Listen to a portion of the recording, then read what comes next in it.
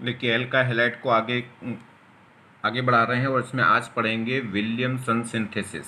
ठीक है, Williamson synthesis क्या होती है? वो ईथर को सिंथेसाइज करने के लिए ईथर की एक प्रिपरेशन है। ठीक है, चलिए एक इम्पोर्टेंट रिएक्शन है, मतलब मज़ेदार रिएक्शन है। चलिए चलिए स्टार्ट करते हैं विलियमसन ईथर सिंथेसिस।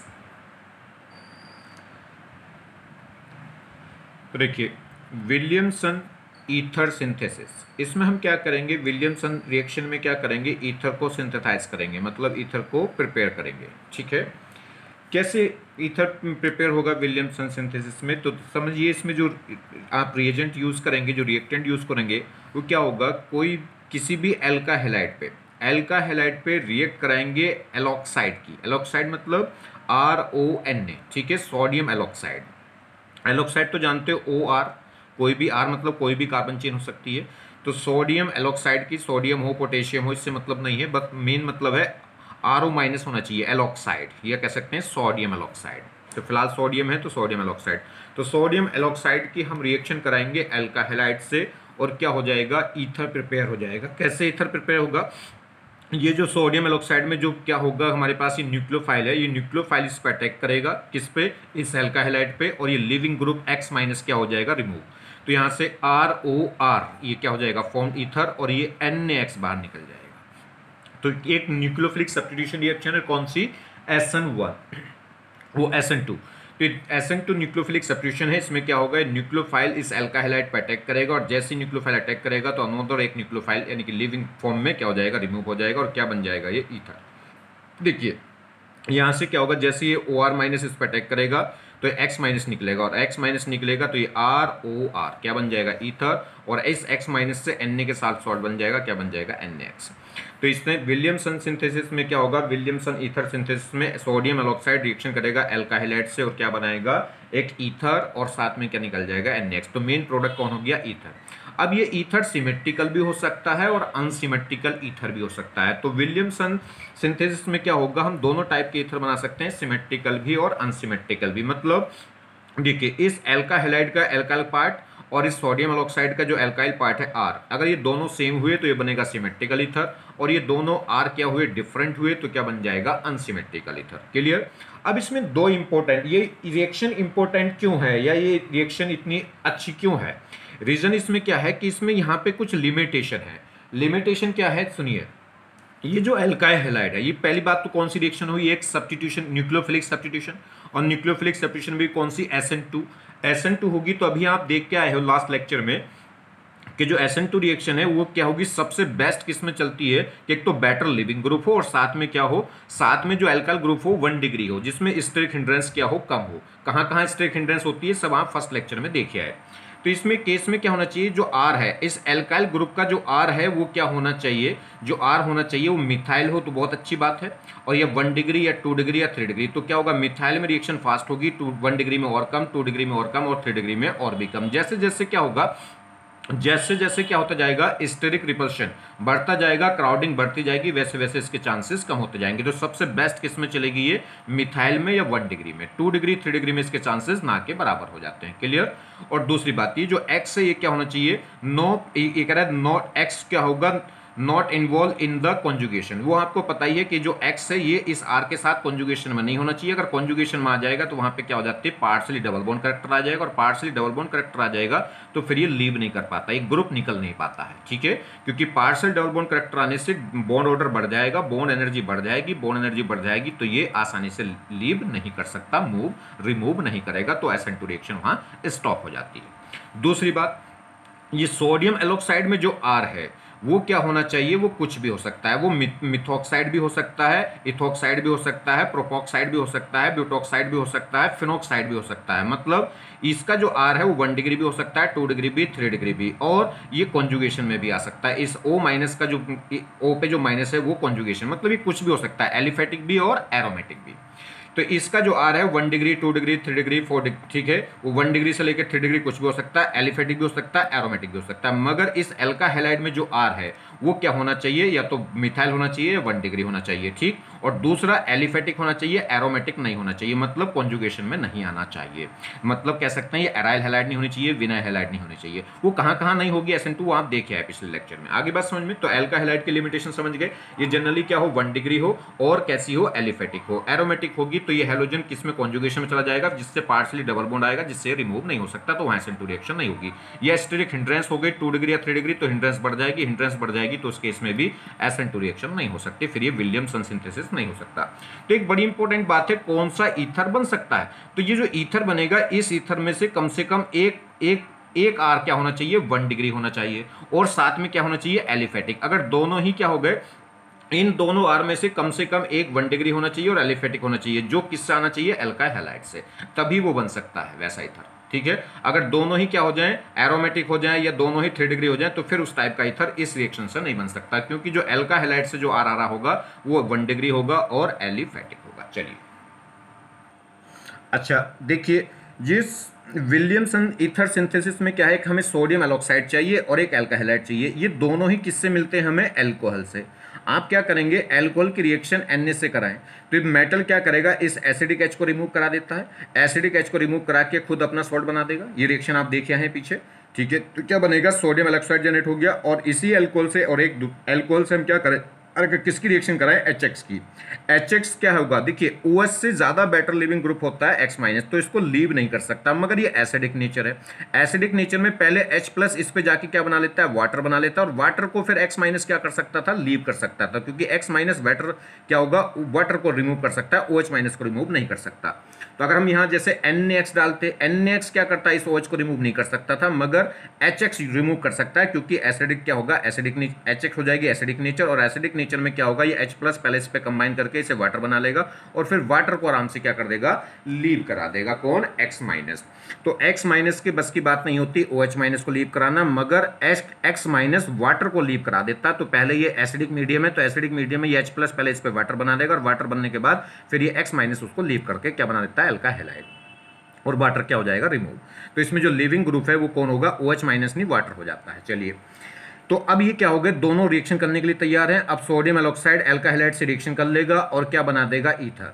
अगर ये दोनों आर सेम हुए तो सिमेट्रिकल ईथर है, दोनों आर डिफरेंट होंगे तो अनसिमेट्रिकल ईथर होगा। बस लिमिटेशन एक बार फिर रिवाइज कर देता हूं, ये जो आर है कैसा होना चाहिए, 1 डिग्री होना चाहिए जनरली, और कैसा होना चाहिए, एलिफेटिक। ये एरोमेटिक हो गया तो ये कॉन्जुगेशन में आ जाएगा, जिससे पार्शियल डबल बॉन्ड होगा, और पार्शियल डबल बॉन्ड होगा तो फिर ये रिएक्शन, क्योंकि कौन सी रिएक्शन है, न्यूक्लियोफिलिक सब्स्टिट्यूशन रिएक्शन, कौन सी, SN2। अगर ये 3 डिग्री हुई या ये फिर ये एरोमेटिक हुई तो फिर उस केस में रिएक्शन नहीं हो पाएगी।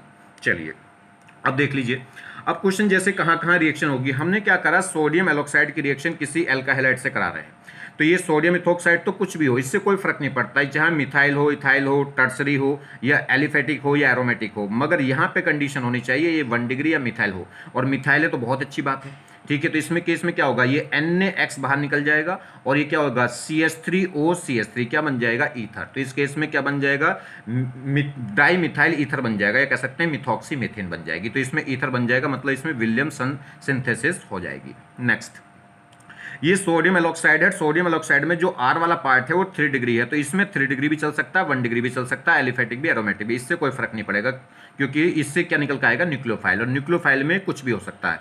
मगर जो एल्का हैलाइड है उसमें मिथाइल हो तो बहुत अच्छी बात है, ठीक है। तो इस केस में भी रिएक्शन हो जाएगी, इसका मिथाइल और इसके साथ रिएक्शन कर लेगा और क्या बना देगा, ईथर। क्या बन जाएगा, देखिए CH3 का होल थ्राइस O, और इस O पे क्या लग जाएगा, ये CH3, NaBr बाहर हो जाएंगे। यहां देखिए, अगर हम बात करें तो इसमें सोडियम एलॉक्साइड तो कुछ भी चलेगा, तो इसको तो कोई दिक्कत है नहीं, मगर ये जो एल्का हैलाइड है ये 3 डिग्री हो गई यहाँ पे, और 3 डिग्री हो गई तो इसमें क्या हो जाएगी, स्टेरिक हिंड्रेंस, और स्टेरिक हिंड्रेंस होगी तो ये न्यूक्लियोफाइल इस पर आके अटैक नहीं हो पाएगा। पहली बात तो जब ये न्यूक्लियोफाइल इस पर आके अटैक होगा तो इसके लिए एंटी बॉन्डिंग पे, इस एंटी बॉन्डिंग ऑर्बिटल्स पे जाके ये न्यूक्लियोफाइल अटैक होता है, वो यहाँ पे क्या हो जाएगी, हिंड्रेंस में दुबक जाएगी, क्राउडिंग हो जाएगी। जो एंटी बॉन्डिंग मोलिकुलर ऑर्बिटल है उस पर क्राउडिंग हो जाएगी, तो न्यूक्लियोफाइल जल्दी से आके कोलाइड नहीं करेगा। और अगर कोलाइड कर गया तो इसमें जो ट्रांजिशन स्टेट बनती है पेंटावेलेंट, उस केस में ये 3 CH3 क्या कर देंगे, बहुत ज़्यादा क्राउडिंग कर देंगे, और बहुत ज़्यादा क्राउडिंग करेंगे तो वो ट्रांजिशन स्टेट एग्जिस्ट नहीं कर पाएगी, इसलिए रिएक्शन इसमें SN2 रिएक्शन नहीं होगी। और जब SN2 नहीं होगी तो इसका मतलब विलियमसन सिंथेसिस नहीं हो रही। ये एक SN2 रिएक्शन है और स्पेशल हो गई। अगर सोडियम एलॉक्साइड और अल्का हैलाइड यूज करें तो एक स्पेशल नाम हो गया इसका, क्या, विलियम ईथर सिंथेसिस। तो इस केस में ये रिएक्शन नहीं हो पाएगी, या कैसे कहते हैं, इस केस में ईथर नहीं बन सकता। यहाँ देखिए ये फिनॉक्साइड हो गया, तो फिनॉक्साइड तो कुछ भी हो सकता है। अब ये क्या होना चाहिए, मिथाइल है, तो बस ये रिएक्शन वैलिड है, ठीक है। तो इसमें क्या होगा, क्या बन जाएगा, बस ये N नेट का CH3 लग जाएगा, बन जाएगा इथर। चलिए, मतलब ये विलियमसन सिंथेसिस शो कर देगा।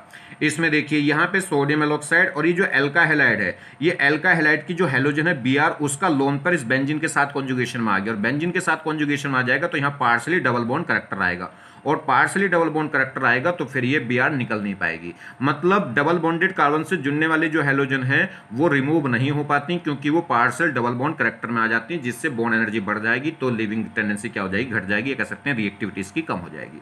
तो यहाँ पार्शल डबल बॉन्ड करैक्टर आएगा तो ये भी रिएक्शन नहीं, ये भी इसमें भी SN2 रिएक्शन नहीं हो सकती। SN2 रिएक्शन नहीं होगी मतलब विलियम्स ईथर सिंथेसिस नहीं होगी। चलिए, यहाँ देखिए ये एलॉक्साइड है, एलॉक्साइड में तो कुछ भी हो, कोई दिक्कत नहीं है। ये फिर क्या हो गया, वापस फिर वही बात आ गई, तो यहाँ पे क्या हो गया, फिर ये Br बेंजीन से जुड़ा है, तो इसका मतलब Br क्या हो जाएगा, कॉन्जुगेशन में आ जाएगा, और कॉन्जुगेशन में आ जाएगा तो पार्शल डबल बॉन्ड होगा, पार्शल डबल बॉन्ड होगा तो रिएक्शन नहीं होगी। चलिए, तो ये 1 डिग्री भी हो सकता है, 3 डिग्री, इससे कोई फर्क नहीं पड़ रहा, फर्क इससे पड़ रहा है। यहाँ देखिए ये फिनॉक्साइड आयन है, सोडियम फिनॉक्साइड। अब ये जो Br है ये किस कारण पर लगी, 3 डिग्री पे, और 3 डिग्री लगी तो यहाँ पे क्या हो जाएगी, स्ट्रेक हिंड्रेंस, और स्ट्रेक हिंड्रेंस हो जाएगी तो ये SN2 नहीं होगी, और SN2 नहीं होगी तो ये क्या होगा, विलियमसन ईथर सिंथेसिस भी नहीं दिखाएगा।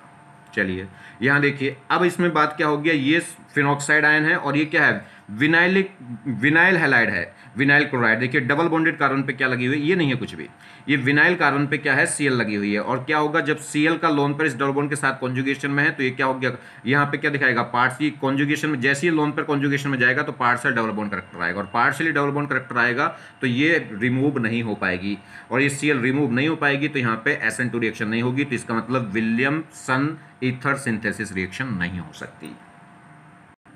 तो समझ गए बात, विलियमसन ईथर सिंथेसिस इंपॉर्टेंट क्यों है या प्यारी रिएक्शन क्यों है, कि लिमिटेशन की वजह से।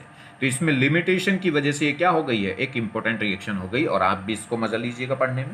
चलिए, which of the following can be prepared by Williamson synthesis. ये कह रहा है कि कुछ ईथर दे रखे हैं, और इसी टाइप का क्वेश्चन अक्सर पूछा जाता है एग्जाम में, ये कुछ ईथर दे रखे हैं, इनमें से कौन सा ईथर ऐसा है जो विलियमसन सिंथेसिस से आप बना सकते हैं। तो देखिए इसमें क्या होगा, ईथर में क्या होगा, ईथर में जो 2 एल्काइल ग्रुप आते हैं उसमें एक एल्काइल पार्ट तो आता है किससे, सोडियम एलॉक्साइड से, और एक आता है एल्का हैलाइड से। अब इनमें से जो हमें सुटेबल लगेगा वो हम एल्का हैलाइड से ले आएंगे, और जो हमें सुटेबल होगा वो किससे ले आएंगे, सोडियम एलॉक्साइड से। सोडियम एलॉक्साइड से तो कोई किसी भी तरीके का R आ सकता है, मगर एल्का हैलाइड से जो R होना चाहिए वो या तो मिथाइल होना चाहिए या 1 डिग्री एल्काइल ग्रुप होना चाहिए कोई, ठीक है। 2 डिग्री 3 डिग्री या फिर क्या है, डबल बॉन्डेड कार्बन से, यानी कि उस केस में विनाइल या एराइल नहीं आ सकते, या साइक्लोप्रोपेन भी नहीं आ सकती। चलिए खैर, तो देखिए इसमें O पे जो दोनों तरफ के कार्बन लगे हैं वो 3 डिग्री हैं, और 3 डिग्री हैं तो इसका मतलब कोई भी 1 डिग्री नहीं है, मतलब ये 3 डिग्री है, तो इन 3 डिग्री में से कोई ना कोई सा एल्का हैलाइड से पार्ट आ रहा होगा, और एल्का हैलाइड से अगर ये आया तो भी 3 डिग्री एल्का हैलाइड होगी, और ये वाला आया तो भी 3 डिग्री एल्का हैलाइड होगी, और 3 डिग्री एल्का हैलाइड होगी तो SN2 रिएक्शन नहीं होगी, मतलब विलियमसन सिंथेसिस रिएक्शन नहीं होगी। तो विलियमसन सिंथेसिस से ये वाला ईथर तो नहीं बन सकता। इसकी बात करें, इसमें ये इधर 3 डिग्री है और ये क्या है, एरोमेटिक वाली है फिनाइल। अगर एल्का हैलाइड इस वाले पार्ट के लिए तो ये 3 डिग्री तो भी नहीं होगी, दिखाएगी, और अगर एल्का हैलाइड इस वाले पार्ट के लिए तो इसमें क्या होगा, इसमें जो हैलोजन है वो बेंजीन के साथ कॉन्जुगेशन में आ जाएगी, पार्शियल डबल बॉन्ड होगा, तो इस केस में भी क्या होगा, विलियमसन सिंथेसिस नहीं हो सकती। तो इसका मतलब ये इनमें से कोई सा भी पार्ट एल्का हैलाइड में हम नहीं ले सकते, कोई सा भी पार्ट एल्का हैलाइड में लोगे तो SN2 रिएक्शन नहीं दिखाएगी। यहाँ देख लीजिए दोनों तरफ बेंजीन हो गई, तो कोई सा एक पार्ट आपको एल्का हैलाइड से लाना पड़ेगा, और एल्का हैलाइड से बेंजीन अगर लाओगे तो वो रिएक्शन नहीं होगी।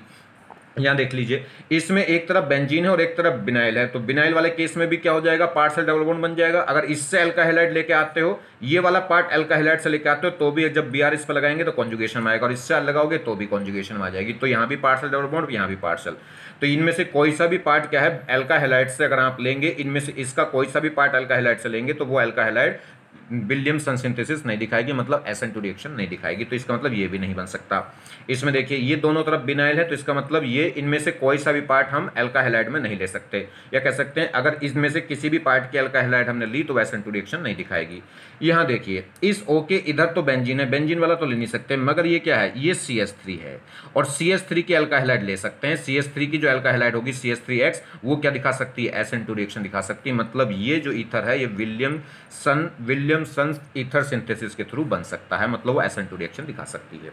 ये देखिए इधर ये 3 डिग्री है, तो ये वाला पार्ट तो एल्का हैलाइड से नहीं आ सकता, मगर इधर सिर्फ मिथाइल है तो ये वाला पार्ट आ सकता है।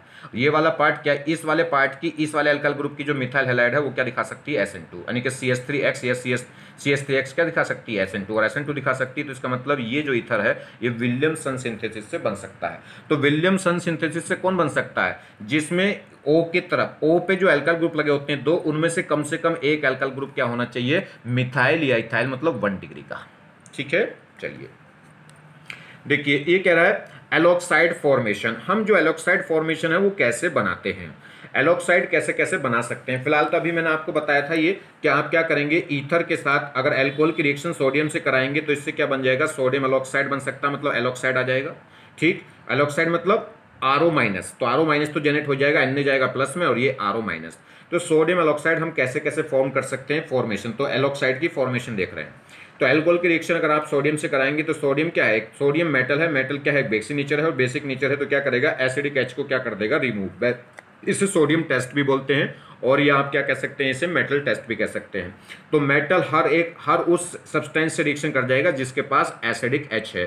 तो SO से जुड़ने वाला H क्या होता है, एसिडिक। मैंने आपको बता रखे हैं सन, SON, और हैलोजन और ट्रिपल बॉन्डेड कार्बन से जुड़ने वाला जो H है वो एसिडिक नेचर को शो कर देता है। एसिड हो ना हो, देखो अल्कोहल एसिड तो नहीं होता, मगर एसिडिक नेचर इसमें होती है। एसिड होना अलग बात है, एसिडिक नेचर का शो करना वो अलग बात होती है। तो ये सोडियम क्या करेगा, एसिडिक H को हटा के क्या बना देगा, खुद अपना सॉल्ट, और क्या निकल जाएगी बाहर, हाइड्रोजन गैस। तो इसमें सोडियम एलॉक्साइड बन जाएगा। इस केस में देखिए अल्कोहल की रिएक्शन हम किससे करा रहे हैं, NaS से, तो इसमें सोडियम एलॉक्साइड बनेगा क्या नहीं बनेगा, तो सेम कहानी है। यहाँ पे सोडियम एलॉक्साइड से भी हमें क्या मिलेगा, Na+, और ये Na+ क्या करेगा, Na+ इसको क्या करेगा, एसिडिक H को क्या कर देगा, रिमूव कर देगा, और H+ को रिमूव कर देगा तो क्या होगा, ये H+ रिमूव होकर Na आ जाएगा, क्या बन जाएगा, सॉल्ट, और इसका H+ और ये H- आपस में कंबाइन होकर क्या बना देंगे, हाइड्रोजन गैस। अच्छा एक और तरीका है, इस टाइप की रिएक्शन को एसिड बेस कंपेयर कर लो। स्ट्रॉन्ग एसिड से अगर बीक एसिड बन रहा है तो रिएक्शन किधर जाती है, स्ट्रॉन्ग एसिड से बीक एसिड की तरफ भागती है।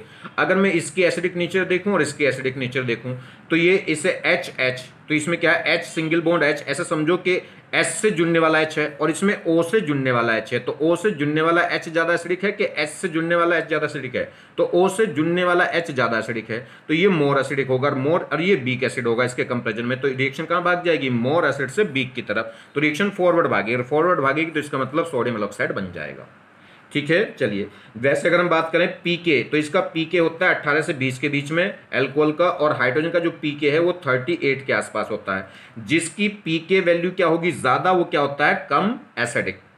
के का मतलब एसिडिक कांस्टेंट, जिसकी के वैल्यू ज्यादा वो एसिडिक ज्यादा, मगर जिसकी पीके वैल्यू ज्यादा वो उसका एसिडिक स्ट्रेंथ कम। तो इसका पीके कितना है 38, उसका पीके है कितना 18 से 20 के बीच में, तो ये क्या होगा, ये मोर एसिडिक होगा, ये बीक एसिड होगा। तो मोर एसिड से बीक एसिड की तरफ रिएक्शन भागती है, तो इसका मतलब इसमें सोडियम एलॉक्साइड बन जाएगा। यहाँ देखिए ये क्या होगा, ये अल्कोहल की रिएक्शन हमने केस से कराई, किसी से भी कराई, आप तो बस इसको और इसको पकड़ लो। तो जब केस से रिएक्शन कराएंगे तो क्या पॉसिबिलिटी हो सकती है कि इसका H+ निकल के भाग जाएगा और K+ आके जुड़ जाएगा, और ये H+ और H- मिलकर हाइड्रोजन बनाएंगे। अब देखिए ये स्ट्रॉन्ग एसिड है कि ये, तो O से जुड़ने वाला H ज्यादा एसिडिक होता है S से जुड़ने वाला H से। ठीक है, तो ये स्ट्रॉन्ग एसिड है और ये बीक एसिड, रिएक्शन स्ट्रॉन्ग से बीक की तरफ भाग जाएगी। यहाँ देख लें, इसकी बात करिए। अब इसमें जैसे अल्कोहल की रिएक्शन KOH से करा दे तो KOH किस में जाएगा, K+ और OH-, तो K+ क्या करेगा, इसके H+ को निकाल के क्या बना देगा, RONA, सोडियम एलॉक्साइड, पोटेशियम एलॉक्साइड, और ये OH- इस क्या करेगा, यहाँ से H+ इसके OH- से कंबाइन होकर क्या बना देगा, वाटर। समझ में आ रहे हैं, देखिए K जाएगा K+ और ये OH-, K+ आ जाएगा इधर और H+ निकल के इस OH- के साथ बना देगा वाटर। अब चेक कर लो ये रिएक्शन होगी या नहीं होगी, तो यहाँ से देखिए ये ज्यादा स्ट्रॉन्ग एसिड है कि ये, अगर ये स्ट्रॉन्ग एसिड हुआ तो रिएक्शन फॉरवर्ड जाएगी, और ये स्ट्रॉन्ग एसिड हुआ तो रिएक्शन बैकवर्ड भागेगी।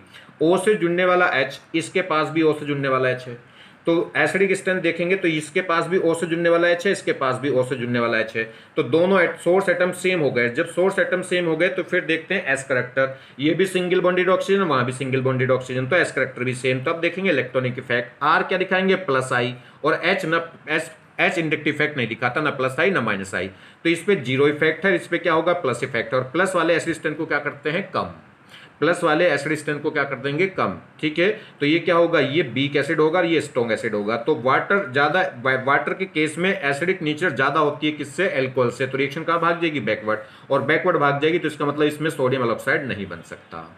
क्लियर। तो बहुत प्यारी सी बात है कि reaction has to move from lower pK to higher pK, तो रिएक्शन कहां जाएगी, लोअर पीके वैल्यू से हायर पीके वैल्यू, या कह लो स्ट्रॉन्ग एसिड से किधर जाएगी, वीक एसिड की तरफ। तो स्ट्रॉन्ग एसिड इसमें ये है और वीक एसिड ये है, तो रिएक्शन बैकवर्ड भाग जाएगी।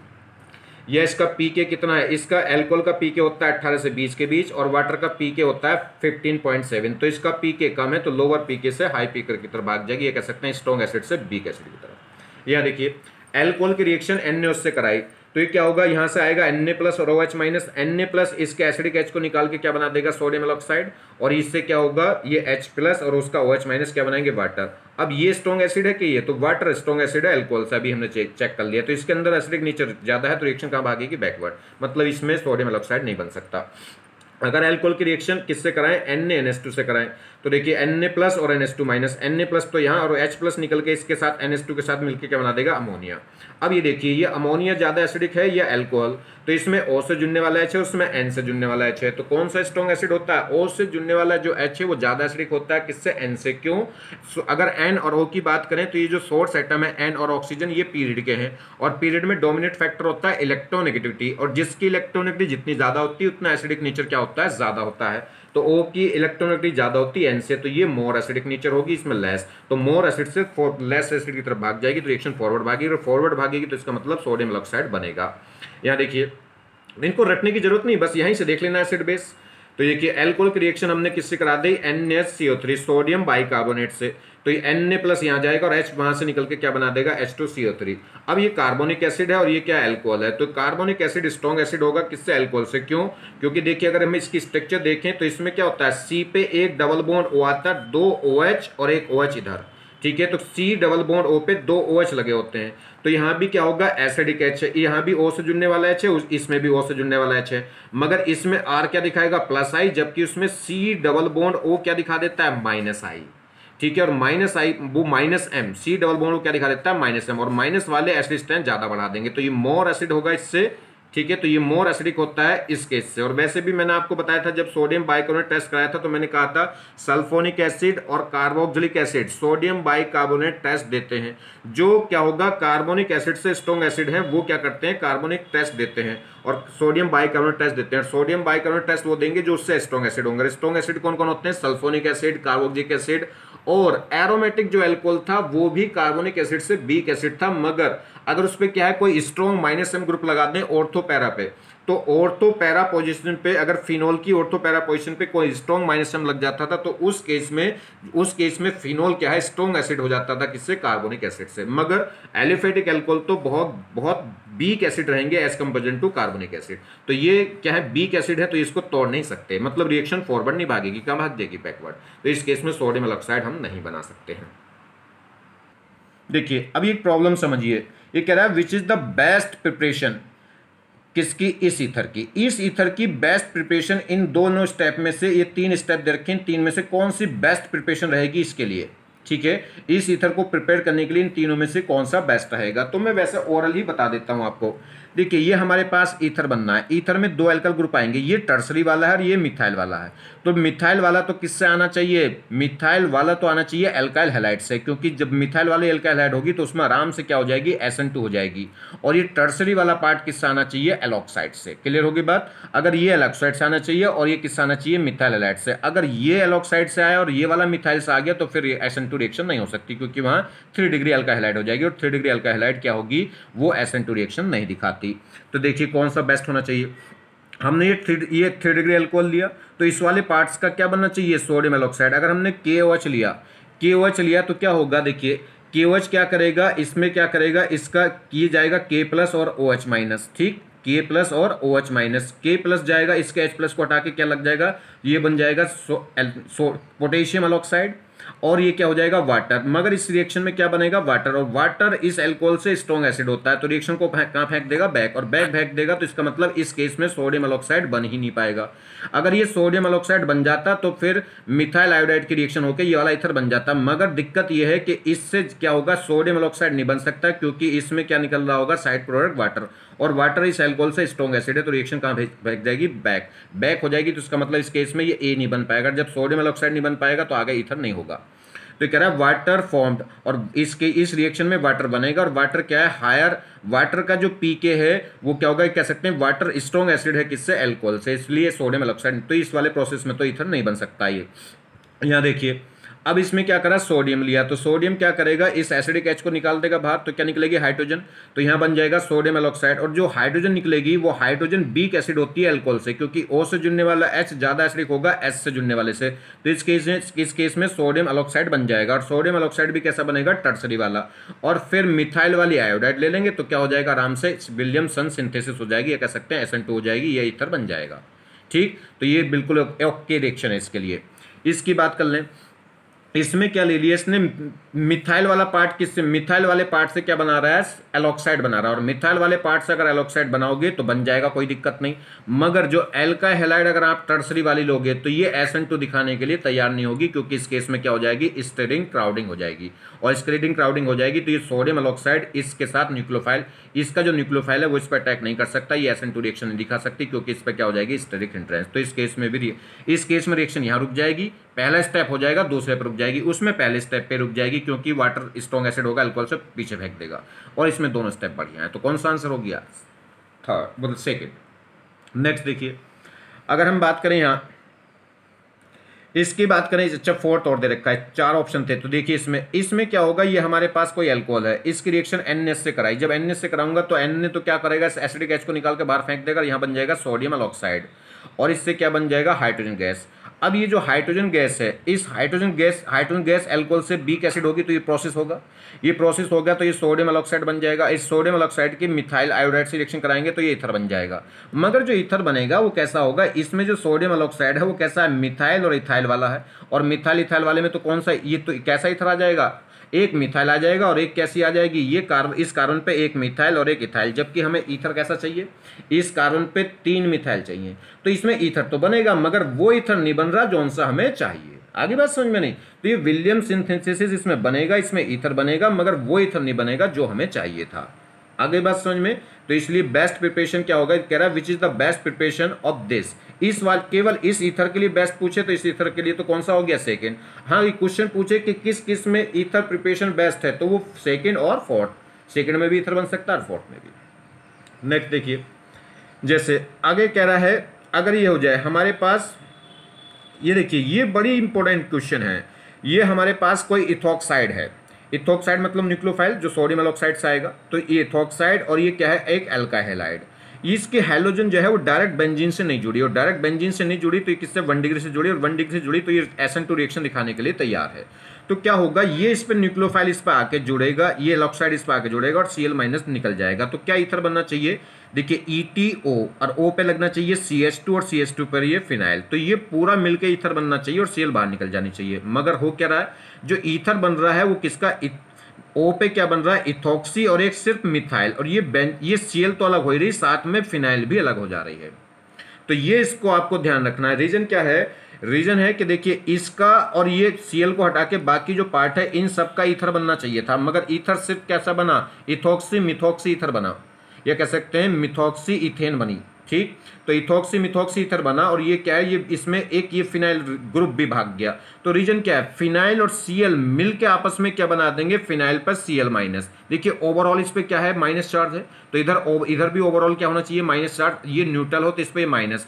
अब ये Cl बेंजीन के साथ जुड़ी और किसके साथ है, माइनस चार्ज के साथ, और ये माइनस चार्ज Cl का जो माइनस है उस बेंजीन के साथ कॉन्जुगेशन में होगा, तो ये एक स्टेबल प्रोडक्ट है, और स्टेबल प्रोडक्ट है तो ये क्या कहलाएगा, एक बेटर लिविंग ग्रुप, जैसे nitrogen gas, hydrogen gas, CO2 gas, अगर किसी रिएक्शन में नाइट्रोजन निकल सकती हो तो फटाक से निकल जाती है, O2 निकल सकती हो तो फटाक से निकल जाती है, ऐसे वाटर निकल सकता हो तो फटाक से निकल जाता है, ये बेटर लिविंग ग्रुप होंगे। ऐसे ये भी क्या हो गया, बेटर लिविंग ग्रुप हो गया। क्यों? क्योंकि एक स्टेबल कंपाउंड है। तो स्टेबल इन द, ये क्या हो गया, स्टेबल हो गया रेजोनेंस की वजह से। Cl पर माइनस आती है और वो माइनस बेंजीन के साथ कॉन्जुगेशन में, तो ये एक स्टेबल प्रोडक्ट है। तो ये इसमें से क्या हो जाएगा, ये भी लीव होके सिर्फ ईथर कितना बचेगा, इथॉक्सी मिथॉक्सी ईथर बचेगा। तो ये इंपॉर्टेंट रिएक्शन है, एकदम औरों से डिफरेंट है, जरा ध्यान रखना इसको।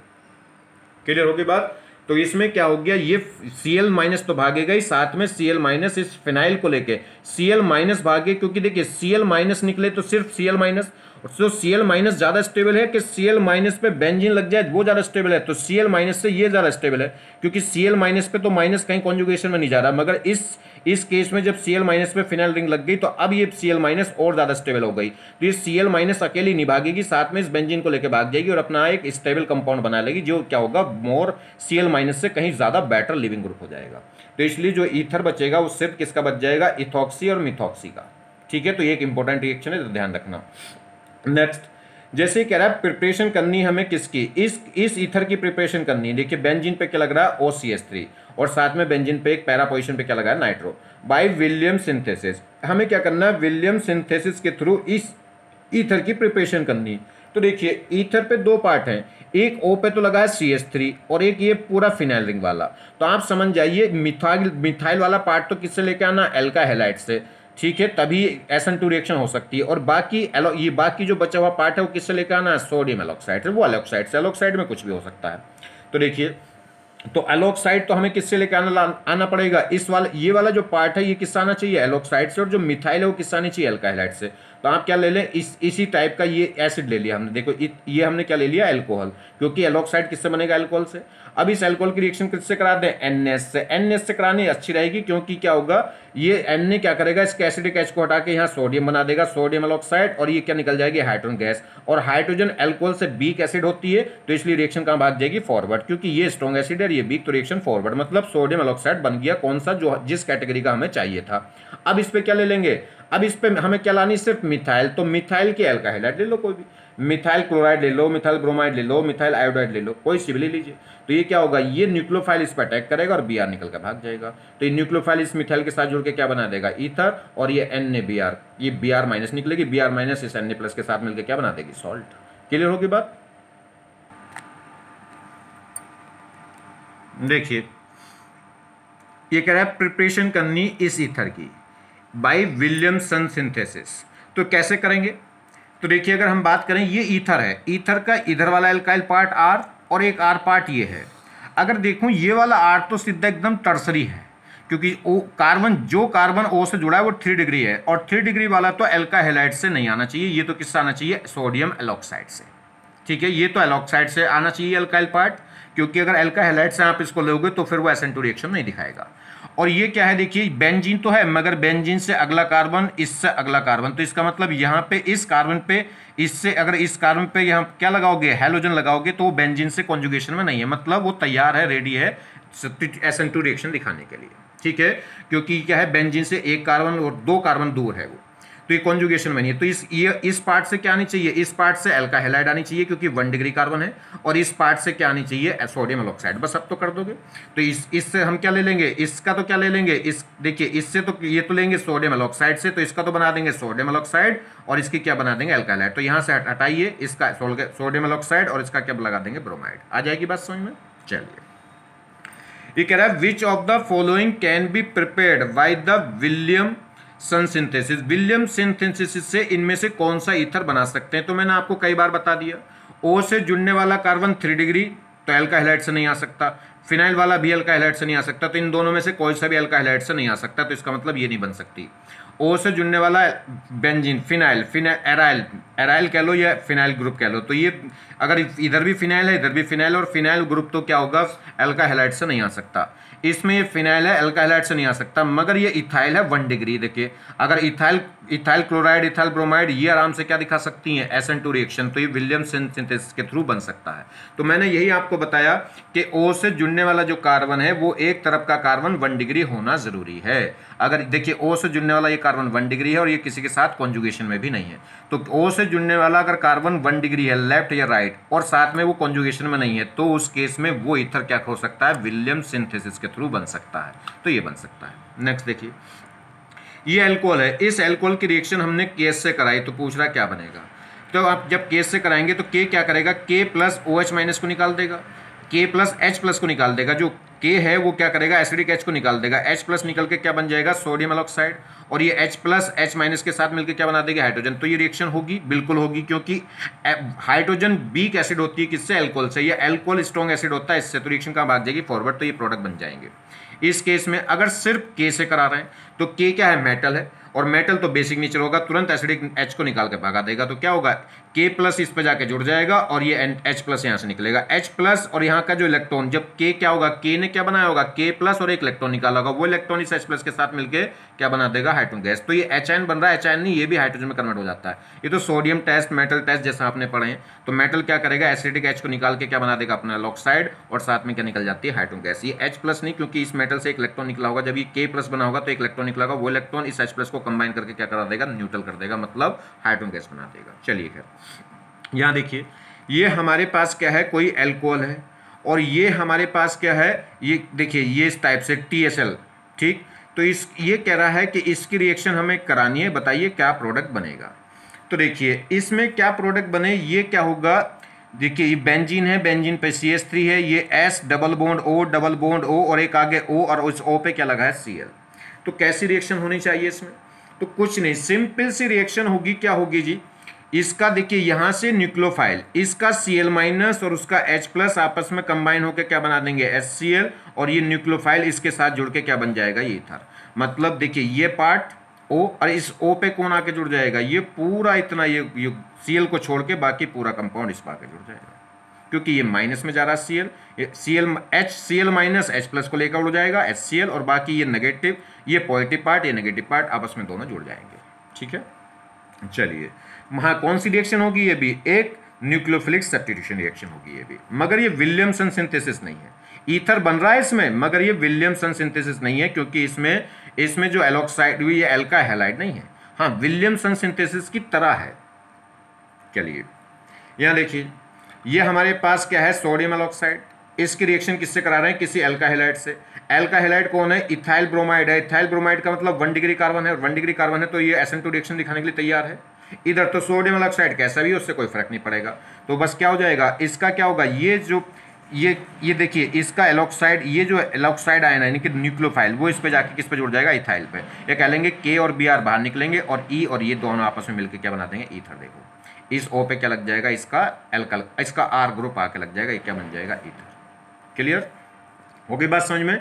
अब इसमें क्या है, ये हमने प्रोडक्ट बनाया, मगर एक्चुअल में ये कौन सी रिएक्शन है, SN2, और SN2 रिएक्शन है। तो इस केस में क्या होगा, क्योंकि यहाँ पे कायरल कार्बन एटम है, देखिए ये, और एक ग्रुप CH3, एक H, और एक ये पूरा ग्रुप, और एक ये, तो इस पे चारों कार्बन, इस कार्बन पे चारों ग्रुप डिफरेंट है। तो ये कायरल कार्बन है, कायरल है तो ये ऑप्टिकल एक्टिव है, तो इस पे क्या होना चाहिए, ये क्या दिखाएगा, ये कॉन्फिगरेशन शो करेगा। और विलियमसन सिंथेसिस क्या है, एक SN2 रिएक्शन है। SN2 रिएक्शन में गोल्डन इन्वर्जन होता है, कॉन्फिगरेशन क्या हो जाएगी, चेंज।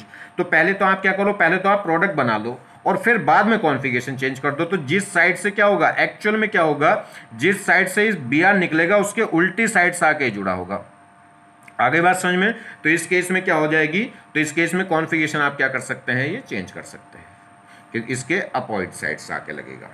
चलिए खैर, मगर कौन लगेगा कि ये जाके लगता है कि ये न्यूक्लियोफाइल आके लगेगा इस पे बैक साइड से, तो Br इधर से निकलेगा तो वो इस पर आके जुड़ जाएगा। तो ये प्रोडक्ट भी हो सकता है, ये भी, तो ये भी बना सकता है, ये भी दे सकता है, जौन सा भी देगा, मतलब कुल मिला के हो गया। यहाँ देखिए, ये वो 5 आगे मैंने आपको बताया था। देखिए ये ईथर कैसे बनाएंगे, विलियमसन सिंथेसिस के थ्रू। क्वेश्चन नंबर 5, तो मैंने आपको बताया था, ये टर्सरी वाला पार्ट था एलॉक्साइड से ले आओ, और ये वाला पार्ट किससे ले आओ, अल्काइलाइड से 1 डिग्री वाला। देखिए O से जुड़ने वाला कार्बन 1 डिग्री, और ये कैसा है 3 डिग्री, तो 3 डिग्री वाला एलॉक्साइड से और 1 डिग्री वाला अल्काइलाइड से, तो वही हो गया। तो देखिए ये, तो इस 1 डिग्री वाले को तो यहाँ तो अल्काइलाइड और ये सोडियम एलॉक्साइड दोनों आपस में कंबाइन होंगे, तो विलियमसन सिंथेसिस के थ्रू NaCl बाहर भाग जाएगा, और ये पूरा कंपाउंड आपस में जुड़ जाएगा। क्लियर?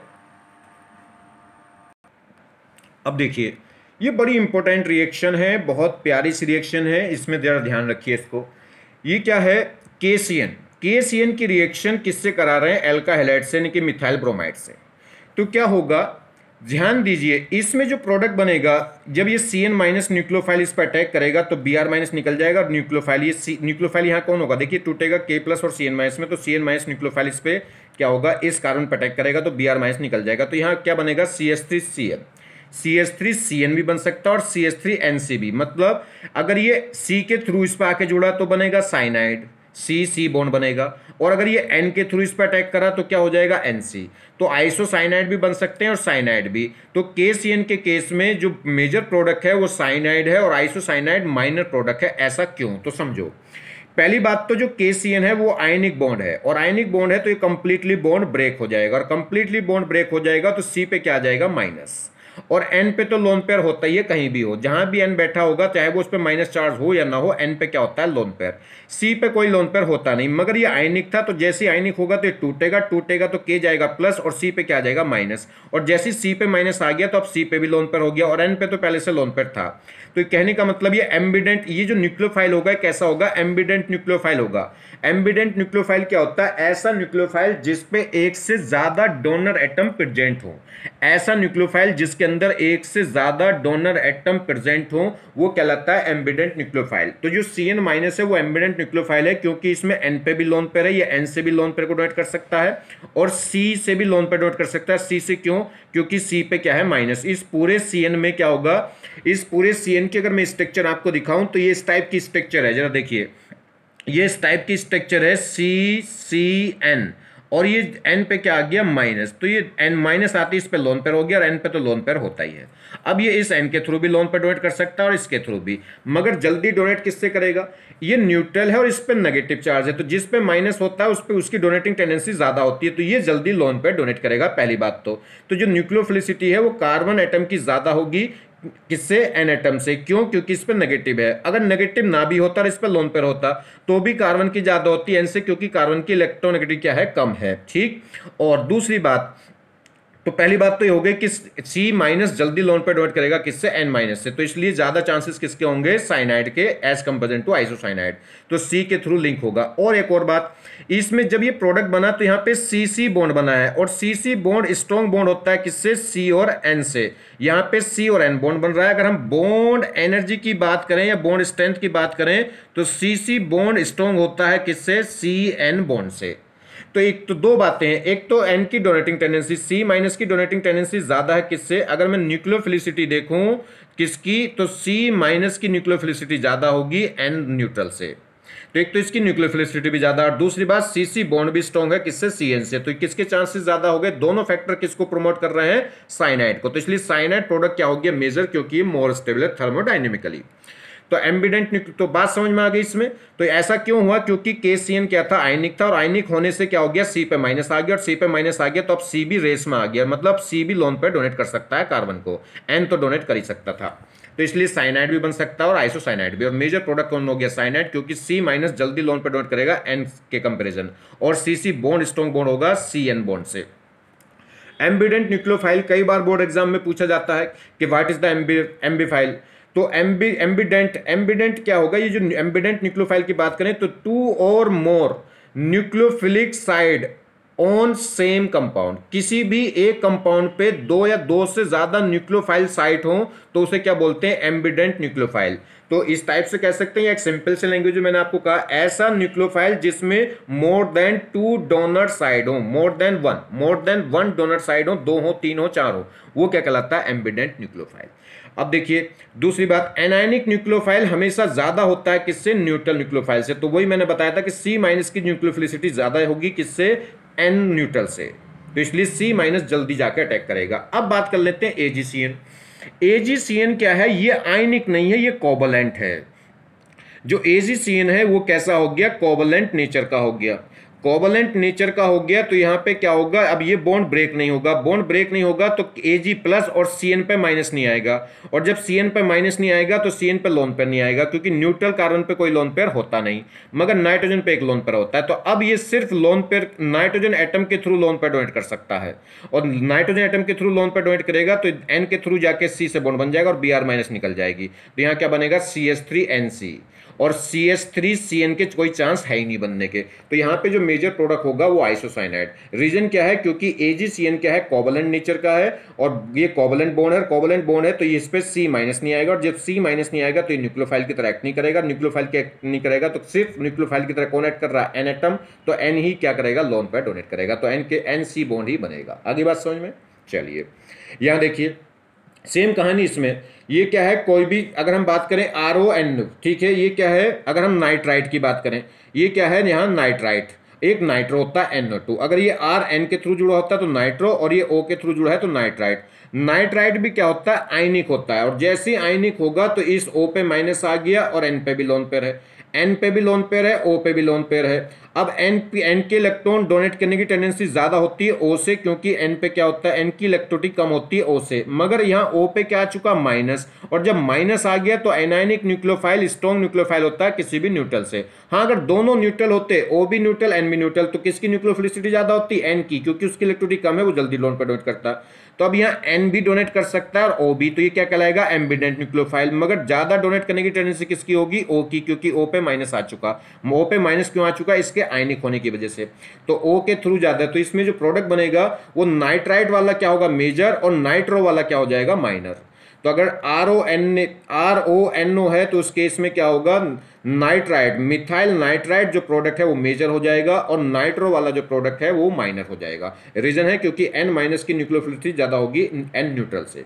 अगर ये क्या हो जाए, AgONO हो जाए तो ये कोवलेंट होता है, क्योंकि Ag जैसी लग गया तो ये आयनिक नहीं होगा, तो ये कोवलेंट नेचर होगा। कोवलेंट नेचर होगा तो N पे भी लोन पेयर है, O पे भी लोन पेयर है, O पे लोन पेयर है तो ये भी इलेक्ट्रॉन डोनेट कर सकता है, N भी डोनेट कर सकता है, मगर जल्दी डोनेट कौन करेगा, जल्दी डोनेट लोन पेयर वो करेगा जिसकी इलेक्ट्रोनेगेटिव कम होगी, क्योंकि ये पीरियड के एलिमेंट है, और N की इलेक्ट्रोनेगेटिव कम है तो वो जल्दी लोन पेयर को डोनेट कर देगा। O की इलेक्ट्रोनेगेटिव ज्यादा है तो वो तो अपने पास लोन पेयर को खींच कर रखेगा, वो जल्दी से लूज नहीं करेगा। तो अब ज्यादा न्यूक्लियोफिलिसिटी किसकी हो जाएगी, N एटम की, तो अब जल्दी जाके कौन जुड़ जाएगा, N। तो इस केस में जो मेजर प्रोडक्ट हो जाएगा कौन हो जाएगा, नाइट्रो। तो अगर Ag है तो कोवलेंट है, और कोवलेंट है तो क्या लग जाएगा, नाइट्रो। ऐसे ही वहां हो गया था, अगर Ag है तो क्या हो जाएगा, आइसोसाइनाइड। क्लियर होगी बात। तो ये इंपॉर्टेंट रिएक्शन है, जरा इनको ध्यान रखना है। चलिए तो जैसे तो AgBr की रिएक्शन अगर मैं KCN से करा रहा हूं तो KCN क्या है, आयनिक है, और आयनिक है तो क्या हो जाएगा, साइनाइड, C माइनस बनेगा, और C माइनस के थ्रू जाकर मेजर प्रोडक्ट हो जाएगा साइनाइड। अगर AgCN है तो कोवलेंट है, और कोवलेंट है तो C पे लोन पर होगा नहीं, तो सिर्फ N के थ्रू जाके जुड़ेगा, NC बन जाएगा, CH3NC, आइसोसाइनाइड मेजर प्रोडक्ट होगा। अगर RON है तो फिर ये आयनिक है, और आयनिक है तो O माइनस, और O माइनस है तो माइनस के थ्रू जाके जुड़ जाएगा, तो क्या बन जाएगा, मिथाइल नाइट्राइट मेजर हो जाएगा। अगर AgONO है तो फिर क्या हो गया, ये फिर कोवलेंट हो गया, कोवलेंट हो गया तो अब O से ज्यादा टेंडेंसी किसकी हो जाएगी, लोन पे इलेक्ट्रॉनों को डोनेट करने की, N की, तो N के थ्रू जुड़ जाएगा, क्या बन जाएगा, नाइट्रो, तो मिथाइल नाइट्रो मेजर होगा। तो ये जरा ध्यान रखना, रिजल्ट अच्छे रिजल्ट है, और अच्छे हैं तो इंपॉर्टेंट है। देखिए रोल ऑफ सोलवेंट, अब सोलवेंट का रोल क्या होगा SN2 रिएक्शन में। देखिए जितना स्ट्रॉन्ग न्यूक्लियोफाइल उतनी जल्दी क्या होगी, रिएक्शन फास्ट होगी, ठीक है। SN2 फास्ट कितनी होगी, जितना स्ट्रॉन्ग न्यूक्लियोफाइल हो। अब जो न्यूक्लियोफिलिसिटी है वो सॉल्वेंट पे डिपेंड करती है, मैंने अलग से एक लेक्चर पढ़ा रखा है रिएजेंट के नाम से, ठीक है, आप वहां देख सकते हैं, वो सब पूरा डिटेल में पढ़ाया है, वहां पे आप समझिए। अब फिर भी थोड़ा थोड़ा मुझे बताना पड़ता है, मुझे हमेशा ये शक रहता है कि आप पता नहीं पढ़ा होगा कि नहीं तो अगर आपने वहां से पढ़ रखा है तो इसको भी, इसमें मुझे 2 मिनट लगेंगे इसे पढ़ाने में, सब कुछ रिपीट है। देखिए हमारे पास सोलवेंट कैसे होते हैं, जनरली क्या होंगे, सोलवेंट 3 टाइप के होते हैं। नॉन पोलर सोलवेंट, मतलब जिनका डाइलेक्ट्रिक कांस्टेंट क्या हो जाए 0, ठीक। या क्या होते हैं, पोलर सोलवेंट। पोलर सोलवेंट, मगर एक पोलर सोलवेंट भी ऐसे जिनमें एसिडिक H ना हो, तो वो क्या कहलाते हैं, पोलर एप्रोटिक सोलवेंट।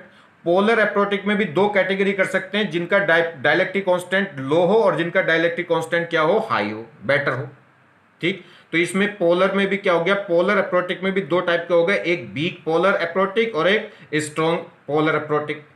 और उसके बाद फिर क्या है, एक आते हैं पोलर प्रोटिक। पोलर प्रोटिक मतलब पोलर भी हो जिसमें एसिडिक H भी हो, ठीक है। तो वो क्या हो जाते हैं, उनके लिए डाइलेक्ट्रिक कांस्टेंट बहुत ज्यादा हाई हो जाता है। चलिए पहली बात।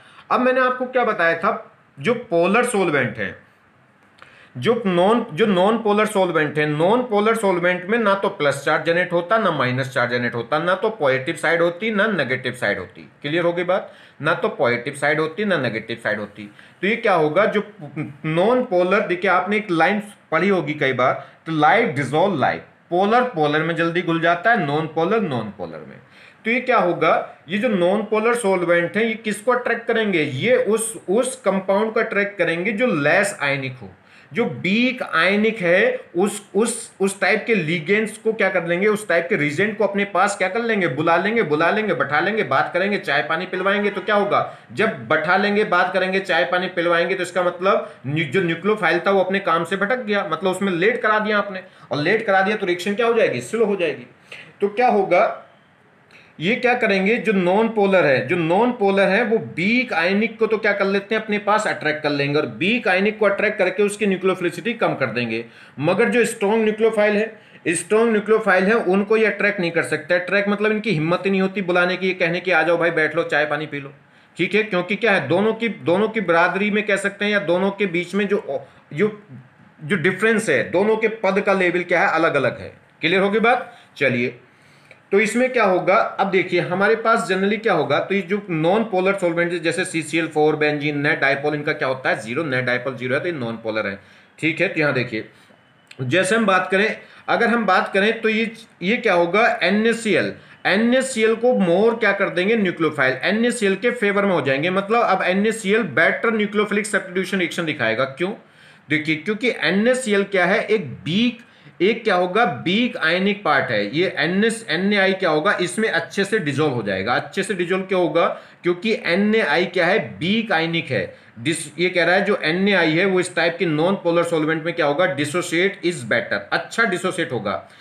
फॉर क्या कह सकते हैं, फॉर वीक आयंस पेयर, क्योंकि इसमें जो आयंस पेयर है वो वीक है, और वीक है तो ये क्या होगा, वीक मतलब एक तरीके से नॉन पोलर की तरफ, पूरा 100% नॉन पोलर तो नहीं है ये, मगर ये वीक आयनिक, और वीक आयनिक है तो इसमें क्या होगा, नॉन पोलैरिटी कैरेक्टर आ रही है, और नॉन पोलर आपस में क्या हो जाएंगे, आराम से डिसॉल्व हो जाएंगे। या ऐसे कह लो, जो पोलर है वो नॉन पोलर को डिसॉल्व करता है, और जो पोलर होगा तो उसको डिसॉल्व नहीं करेगा, जो वीक पोलर होगा उसको थोड़ा सा डिसॉल्व कर लेगा। आगे बात समझ में नहीं, तो जैसे देखें आप, NaF, NaCl, NaBr, NaI, ये डाउन द ग्रुप अगर देखूं तो एनायन का साइज बढ़ता जा रहा है, और जैसे जैसे एनायन का साइज बढ़ता जा रहा है वैसे वैसे क्या होगा, पोलराइजिंग पावर बढ़ती है। अगर फजांस रूल पड़ा हो तो एनायन का साइज बढ़ेगा तो क्या होगा, पोलराइजिंग पावर बढ़ेगी। पोलराइजिंग पावर बढ़ेगी तो क्या होगा, जितना बड़ा एनायन होगा उतनी पोलराइजेबिलिटी बढ़ जाएगी, उतना पोलराइजिंग पावर बढ़ जाएगी, उतना कोवलेंट कैरेक्टर बढ़ जाएगा। तो इसमें कोवलेंट कैरेक्टर ज्यादा होगा, और आयनिक कैरेक्टर देखें तो NaF में ज्यादा है,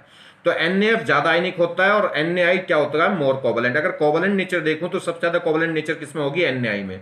कोवलेंट नेचर का मतलब नॉन पोलर नेचर, और आयनिक नेचर का मतलब पोलर नेचर।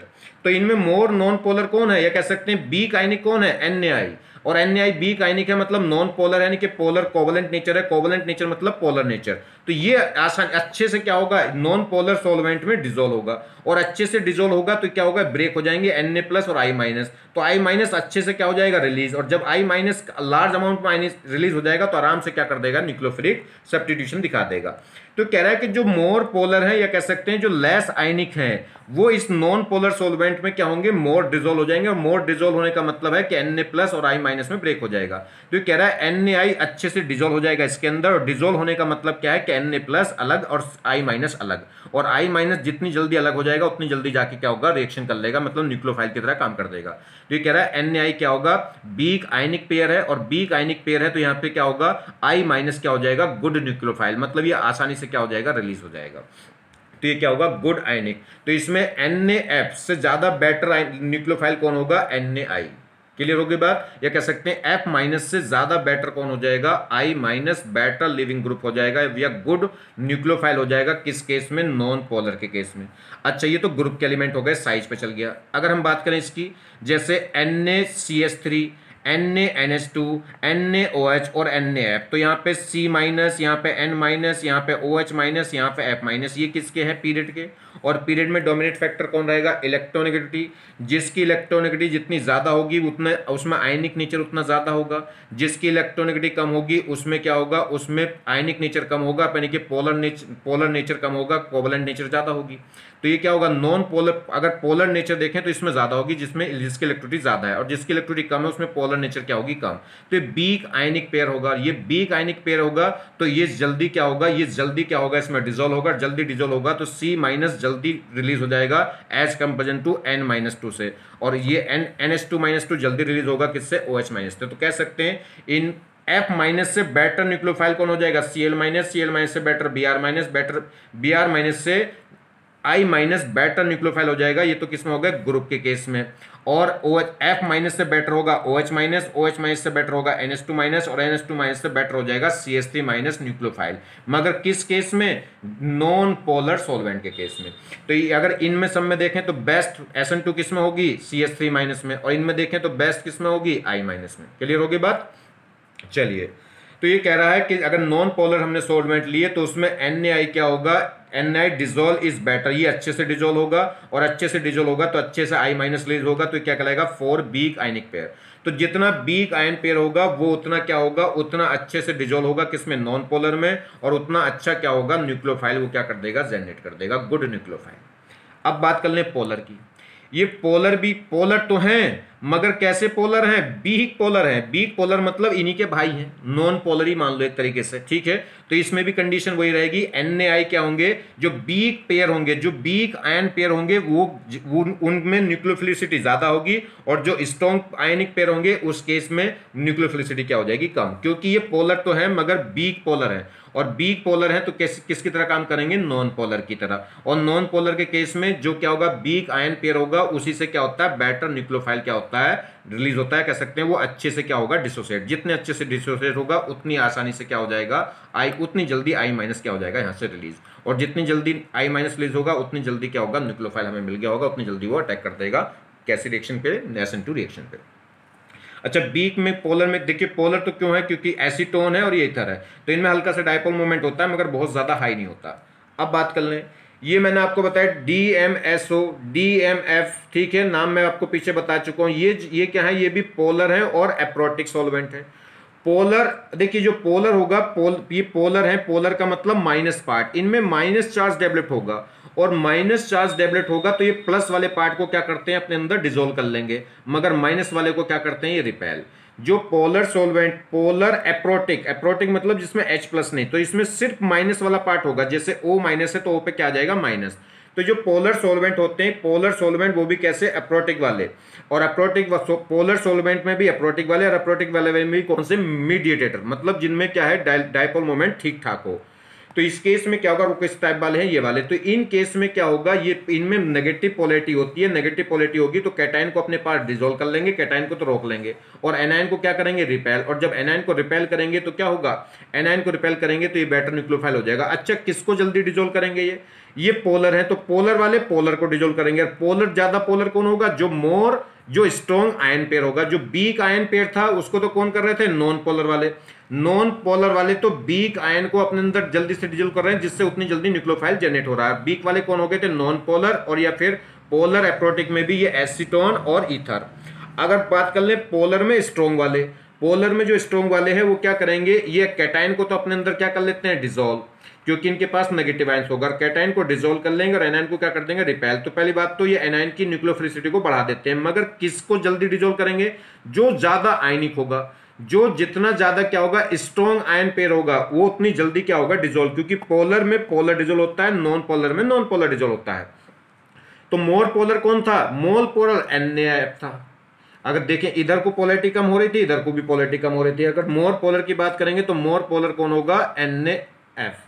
तो NaF मोर पोलर होगा तो ये जल्दी क्या होगा? इसमें डिसॉल्व, और जल्दी डिसॉल्व होगा तो उतनी जल्दी क्या होगा? F माइनस क्या हो जाएगा? न्यूक्लियोफिलिटी। तो इस केस में बेटर न्यूक्लियोफाइल कौन होगा? F माइनस, और इसमें I माइनस क्या हो जाएगा? Weak nucleophile. क्यों? क्योंकि ये क्या है? स्ट्रॉन्ग पोलर एप्रोटिक सॉल्वेंट है।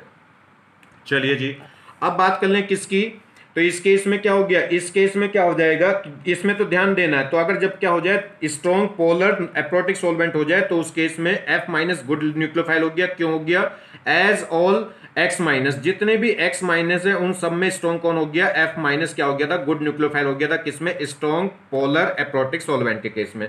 क्योंकि F का जो आयन है वो क्या बनाएगा, एक स्ट्रॉन्ग आयन, और स्ट्रॉन्ग आयन बनाएगा तो वो फटाक से क्या होगा, पोलर में डिजोल्व हो जाएगा। और डिजोल्व होने में क्या होगा, कैटायन पार्ट को कंप्लीटली डिजोल्व कर लेते हैं और एनायन पार्ट को रिपेल करके उसकी न्यूक्लियोफिलिसिटी बढ़ा देते हैं। और दूसरी बात क्या है कि सो न्यूक्लियोफिलिसिटी डायरेक्टली प्रोपोर्शनल होगी इलेक्ट्रॉन डेंसिटी के। तो जब भी हम स्ट्रॉन्ग पोलर एप्रोटिक सॉल्वेंट लेंगे तो उसमें जिसके पास इलेक्ट्रॉन डेंसिटी ज्यादा है, जिसके पास इलेक्ट्रॉन को डोनेट करने की टेंडेंसी ज्यादा है, वही क्या होगा, बेटर न्यूक्लियोफाइल। तो इनमें सबसे ज्यादा इलेक्ट्रॉन डेंसिटी किस पे होगी, जिसका साइज क्या होगा, छोटा। जिसका साइज छोटा उस पर इलेक्ट्रॉन डेंसिटी ज्यादा। इसमें पीरियड में देखूं तो साइज सेम है और पीरियड में साइज क्या रहेगा, सेम। तो फिर क्या चलते हैं, इलेक्ट्रोनेगेटिव। और इलेक्ट्रोनेगेटिव तो आप देखते हैं कौन जल्दी डोनेट कर सकता है, जिसकी इलेक्ट्रिसिटी कम है वो जल्दी लोन पे डोनेट करेगा। तो पीरियड के एलिमेंट में तो हमेशा न्यूक्लियोफिलिसिटी का ऑर्डर यही रहेगा, C माइनस हमेशा बेटर न्यूक्लियोफाइल रहता है N माइनस से, और N माइनस हमेशा बेटर रहेगा किससे, OH माइनस से, और OH माइनस हमेशा बेटर रहेगा F माइनस से। चाहे कोई सा भी सॉल्वेंट हो, चाहे पोलर हो चाहे अपोलर। आ रही बात समझ में, चाहे पोलर सॉल्वेंट हो चाहे नॉन पोलर सॉल्वेंट हो। बात करते हैं लास्ट सॉल्वेंट। ये क्या है, वाटर है, जैसे वाटर हो गया, अल्कोहल हो गया, या कार्बोनिक एसिड हो गया, या अमोनिया। ये पोलर भी है और साथ में इनके पास एसिडिक H भी है। तो ये क्या हो गया, पोलर प्रोटिक सॉल्वेंट। तो इनका डाइलेक्ट्रिक कांस्टेंट बहुत ज्यादा हाई होता है, मतलब इनमें कैटायन पार्ट भी होता है और एनायन पार्ट भी। और कैटायन एनायन पार्ट होता है तो ये कैटायन पार्ट को भी डिसॉल्व कर लेते हैं अपने अंदर, और एनायन पार्ट को भी क्या कर लेते हैं, सॉल्वेट कर लेते हैं। तो दोनों ही पार्ट, बोथ सॉल्वेट, कैटायन को भी अपने अंदर डिसॉल्व कर लेंगे। देखिए इसमें जैसे वाटर है तो वाटर में H के ऊपर होगा प्लस और O पे क्या होगा, माइनस। तो O माइनस तो क्या कर लेंगे, इसके Na प्लस को चिपका लेंगे अपने पास, और ये और इसके H प्लस क्या कर लेंगे, इसके F माइनस को। तो दोनों ही आयंस क्या हो जाएंगे, इसके अंदर डिसॉल्व हो जाते हैं। तो ये क्या करेगा, इलेक्ट्रोफिलिसिटी भी कम कर देता है और न्यूक्लियोफिलिसिटी भी कम कर देगा। तो इस केस में रिएक्शन क्या होगी, जो न्यूक्लियोफिलिक सब्स्टिट्यूशन के चांसेस हैं किस केस में, पोलर एप्रोटिक सॉल्वेंट के केस में घट जाती है, क्योंकि न्यूक्लियोफिलिसिटी ओवरऑल क्या हो जाएगी, डिक्रीज। ठीक, तो देखिए अगर हम बात करें इस केस में तो जनरली न्यूक्लियोफिलिसिटी क्या होती है, डाउन द ग्रुप साइज। अगर डाउन द ग्रुप जाते हैं तो जैसे जैसे देखिए पीरियड में तो क्या होता है, इलेक्ट्रोनेगेटिव। जिसकी इलेक्ट्रोनेगेटिव कम होगी उसकी न्यूक्लियोफिलिसिटी सबसे ज्यादा होती है, चाहे कुछ भी कोई भी सॉल्वेंट हो, मैंने अभी आपको बताया। ग्रुप में क्या है, अगर डाउन द ग्रुप जाते हैं तो डाउन द ग्रुप जाने से न्यूक्लियोफिलिसिटी किस पे डिपेंड करती है, देखिए न्यूक्लियोफिलिसिटी दो बातों पे डिपेंड करती है। एक तो इलेक्ट्रॉन को डोनेट करने की टेंडेंसी, और एक कोवलेंट बॉन्ड बनाने की। क्योंकि न्यूक्लियोफाइल क्या करता है, इलेक्ट्रॉन डोनेट करता है कार्बोकेटाइन को। जो जल्दी इलेक्ट्रॉन डोनेट करेगा उसकी न्यूक्लियोफिलिसिटी ज्यादा। तो एक कंडीशन तो ये, मगर न्यूक्लियोफाइल कार्बोकेटाइन को सिर्फ इलेक्ट्रॉन ही डोनेट नहीं करता, साथ में बॉन्ड भी बनाता है। और बॉन्ड बनाएगा तो क्या होगा, तो जितनी जल्दी बॉन्ड बन जाएगा उतनी ज्यादा न्यूक्लियोफिलिसिटी। तो न्यूक्लियोफिलिसिटी दो बातों पे डिपेंड करती है, मैंने आपको बताया था। एक तो इलेक्ट्रॉन डोनेटिंग टेंडेंसी पे, मतलब इलेक्ट्रॉन डेंसिटी पे, और एक साइज पे। जितना बड़ा साइज होगा फजांस रूल्स के अकॉर्डिंग, जितना एनायन का साइज बड़ा उतनी जल्दी वो कोवलेंट बॉन्ड बना लेगा। तो जब हमें क्या कंपेयर करना हो, अगर हम क्या देखें, अगर हमें साइज वाला फैक्टर जब आ जाए, जब साइज सेम ना हो, जब साइज सेम ना हो, साइज डिफरेंट हो, तो सिर्फ और सिर्फ कौन सा फैक्टर डोमिनेट रहेगा, साइज वाला। और जिस भी न्यूक्लियोफाइल का साइज बड़ा वो उतनी जल्दी कोवलेंट बॉन्ड बनाएगा, और जितनी जल्दी कोवलेंट बॉन्ड बनाएगा उतनी न्यूक्लियोफिलिसिटी क्या होगी, ज्यादा होगी। तो इस केस में जब डाउन द ग्रुप जाते हैं तो F से बड़ा साइज होगा Cl माइनस का, Cl से माइनस Br का, Br से माइनस I का। तो इस केस में क्या हो गया, इस केस में जो न्यूक्लियोफिलिसिटी है वो डाउन द ग्रुप क्या होगी, बड़ी होगी। अगर मैं गैसियस फेज की बात करूं तो F माइनस से बेटर न्यूक्लियोफाइल होता है Cl माइनस से Br माइनस, Br माइनस से I माइनस। मगर मैंने अगर पोलर एप्रोटिक सॉल्वेंट ले लिया तो ये क्या करेगा, एनायन को अपने अंदर डिसॉल्व कर लेगा। तो इनकी सॉल्युबिलिटी को क्या कर देगा, ये इनकी क्या करेगा, इसमें क्या करेगा, इनकी न्यूक्लियोफिलिसिटी को कम करेगा। मगर ज्यादा कम किस में करेगा वो भी ध्यान रखिए। F माइनस का साइज छोटा है, जिसका साइज छोटा होगा उस पर उतने ही ज्यादा वाटर मॉलिक्यूल क्या होंगे, चिपकेंगे। और जितने ज्यादा वाटर मॉलिक्यूल चिपकेंगे तो साइज उतना उल्टा हो जाएगा। तो अगर मैं बात करूं गैसियस फेज की तो F माइनस से बड़ा साइज किसका, Cl माइनस का, Cl माइनस से Br माइनस का, और Br माइनस से I माइनस का। इसका साइज बड़ा था, मगर जब वाटर इस पे सॉल्वेट हो जाएगा तो बड़ा किस पे ज्यादा वाटर मॉलिक्यूल चिपकेंगे, I माइनस से ज्यादा वाटर मॉलिक्यूल चिपकेंगे Br माइनस पे, और Br माइनस से ज्यादा Cl माइनस पे, और Cl माइनस से ज्यादा F माइनस पे। क्यों, जिसका साइज जितना छोटा उस पर चार्ज डेंसिटी उतनी ज्यादा, और जितनी ज्यादा चार्ज डेंसिटी होगी उतने ज्यादा वाटर मॉलिक्यूल को क्या करेगा, स्ट्रांगली अट्रैक्ट करेगा। और जितने ज़्यादा वाटर मॉलिक्यूल चिपक जाएंगे तो एक्वस फेस में एफ का साइज सबसे बड़ा हो जाएगा, और जिसका साइज बड़ा हो जाएगा जितना, अब उसके मोशन में क्या हो जाएगी, मोबिलिटी कम हो जाएगी। तो एफ माइनस का साइज सबसे छोटा था, मगर एक्वस पानी में डालते ही साइज सबसे बड़ा हो जाएगा, और साइज जितना बड़ा हो जाएगा उतना मोशन क्या हो जाएगा, डीएक्सिलेट। अब ये आयंस इतना बड़ा हो गया कि जल्दी से बेचारा मूव नहीं करेगा, और जल्दी से मूव नहीं करेगा तो फटाक से भाग के कार्बन कैटायन पे जुड़ नहीं सकता, और जल्दी कौन जुड़ जाएगा फिर, I-, क्योंकि एक्वस में इसका साइज क्या हो जाएगा, छोटा, और जिसका साइज छोटा हो जाएगा उसकी मोबिलिटी क्या हो जाएगी, ज्यादा, इसलिए न्यूक्लियोफिलिसिटी किसकी ज्यादा हो गई, इस केस में I- की ज्यादा हो गई। क्लियर।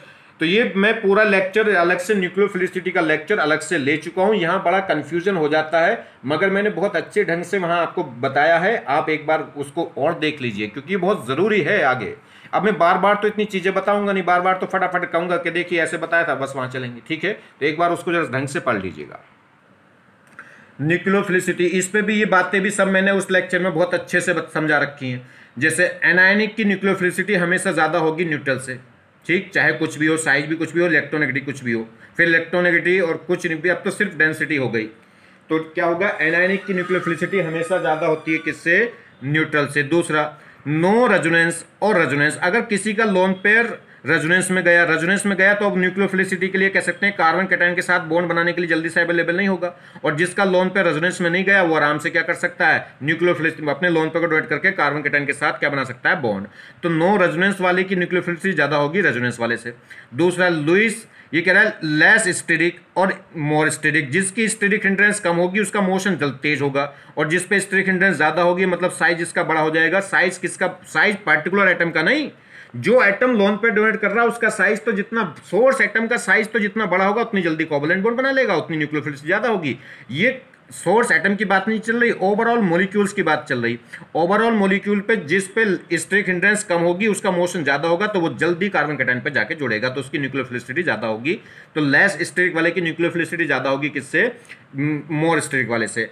लोन पे रिपल्शन, यहां लोन पे अगर किसी पे दो पास एटम पे, दो एडजेसेंट एटम पे अगर लोन पेयर आ जाए तो क्या होता है, उसकी न्यूक्लियोफिलिसिटी बढ़ जाती है सिंगल लोन पेयर वाले से। क्यों, देखिए इस पे भी लोन पेयर एन पे और यहां भी लोन पेयर, यहां भी एन अपना लोन पेयर डोनेट कर सकता है और यहां भी एन अपना लोन पेयर डोनेट कर सकता है, न्यूक्लियोफिलिसिटी शो कर सकता है लोन पेयर को डोनेट करके, मगर ये जल्दी डोनेट करेगा क्योंकि इस दूसरे एटम का लोन पेयर इसके लोन पेयर को रिपेल करेगा, तो ये वैसे भी यहां परेशान है, ये क्या है, ये परेशान है, तो क्या होगा, अब इसे अगर मौका आ जाए कि जैसे ये परेशान नहीं है, इसे कोई जॉब ऑफर हो तो ये अपने मन मर्जी लेगा कि भाई क्या होगा, अपने मन मर्जी लेगा कि अगर मेरे मर्जी मुताबिक की जॉब है तो लूंगा।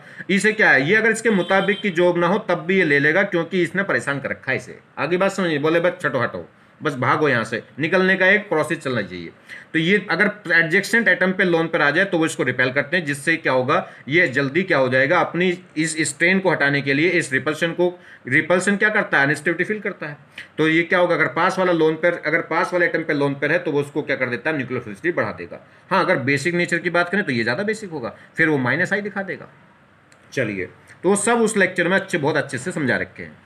ये देखिए, अगर हम बात करें ये सेवेटियर रिएक्शन, ये भी बहुत आती है, बहुत सिंपल सी है। सेवेटियर रिएक्शन के बारे में समझिए। सेवेटियर रिएक्शन क्या है, ये एल्का हैलाइड की, जैसे मिथाइल ब्रोमाइड है, मिथाइल ब्रोमाइड को Br हटा के फ्लोराइड अगर हमें बनानी हो, ब्रोमाइड को चेंज करके फ्लोराइड बनानी हो, तो उसके लिए सेवेटियर रिएक्शन यूज करते हैं। नाम अलग अलग है, एक सेवेटियर है, एक फ्रिंगस्टीन है।